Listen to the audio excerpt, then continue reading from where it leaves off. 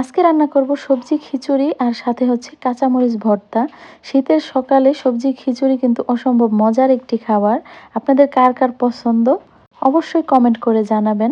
আজকে খিচুড়ি রান্না করার জন্য আমি মোটা চাল নিয়ে নিছি। খিচুড়ি কিন্তু মোটা চাল দিয়ে রান্না করলে বেশি মজা হয়। আর এদিকে সবজি কেটে নিছি।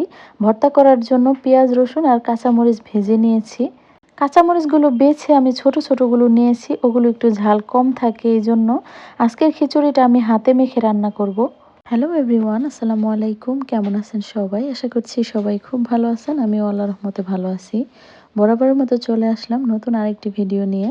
আজকে যেহেতু খিচুড়িটা হাতে মেখে রান্না করব, এই জন্য আমি হচ্ছে আগে চাল ডাল সবকিছু সুন্দর করে ধুয়ে নিয়েছি। এখন হচ্ছে রেগুলার রান্নার যে মশলাগুলো এগুলো হচ্ছে পরিমাণ মতো দিয়ে দিলাম। তেলটা আমি একটু কম করেই দিব, কারণ হচ্ছে খিচুড়ি রান্নার শেষে আমি আবার বাগার দিব। আমার নানু বলে যে হাতে মেখে রান্না করা যে কোনো জিনিস এমনভাবে মেখে নিতে হয় যাতে রান্নার আগে খুব সুন্দর একটা সেন্ট বের হয়ে যায়। চালগুলো খুব সুন্দর করে মেখে নিয়েছি অনেকক্ষণ ধরে, খুব সুন্দর একটা সেন্ট বের হয়ে গেছে। এখন হচ্ছে সবজিগুলো দিয়েও ভালো করে মেখে নিলাম।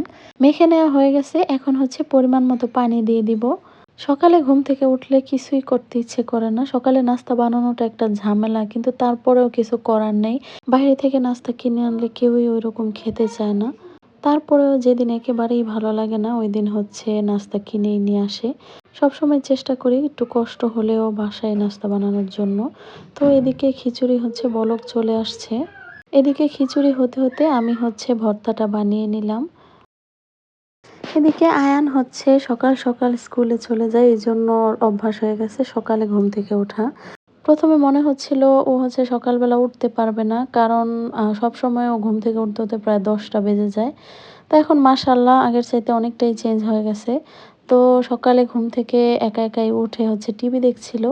আর টিভিতে ও যা দেখছিল এগুলোর আগামাথা কিছুই নাই। এগুলো আসলে বাচ্চারা কি জন্য দেখে আমি নিজেই জানি না।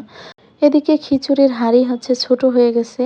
আস্তে আস্তে দেখলাম যে খিচুড়ি বাড়তেই ছিল আর পানি অনেকটা শুকিয়ে গেছে। আমি হচ্ছে বড় একটা হাঁড়ি নিয়ে এখানে মটরশুঁটি আর কিছু পেঁয়াজ তেল এগুলো দিয়ে হচ্ছে আমি আবার খিচুড়িগুলো এই হাঁড়িতে দিয়ে দিলাম।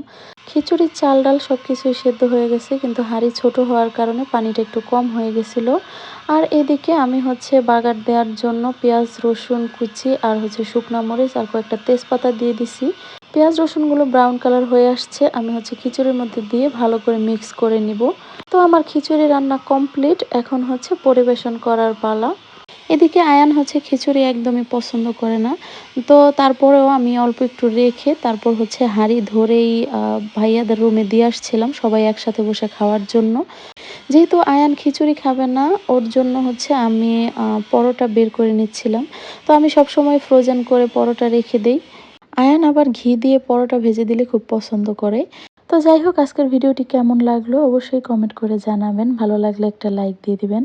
আর ফ্রেন্ডস অ্যান্ড ফ্যামিলির সাথে শেয়ার করতে নিশ্চয়ই ভুলবেন না। সবাই ভালো থাকবেন। আল্লাহ হাফেজ।